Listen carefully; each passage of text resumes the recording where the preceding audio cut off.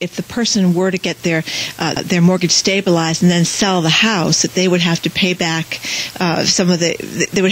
some government money on the help that they got on this. So there's not going to be any kind of get rich or get solvent at the expense of the taxpayer bill. At least what Barney Frank that I read about that he was proposing as well. That's right, and I think that the idea is that it is. There's no free lunch for anybody here. I mean, part of the reason that you want to keep some of these stable is so that you don't have that horrible turnover in the cities and towns, and you don't have people homeless or out. Well, it affects property taxes, obviously neighborhood blight. I mean, it's not just for the individual. Did you read that story today? There were I'm very concerned about the fire in issue. Brockton. From a whole bunch of properties that were like a plyboarded or whatever you call that. You know, Steve Cohn, who's our fire marshal, who's done a very good job, I think, of looking both at this individual fire, what happened, but he sees the big picture. He's very active in trying to promote fire citrus programs for kids, but he's raised this issue with me about the need to start looking at what's going to happen. And the last thing we want to do is go back to the 70s, where we have big blocks in urban areas with abandoned properties,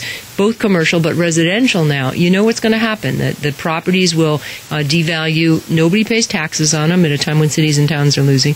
They become hangouts for kids. They become, and the value goes way down, and to turn that around is really expensive. So I think we're going to try and start to work with cities and towns and see if we can avoid some of that.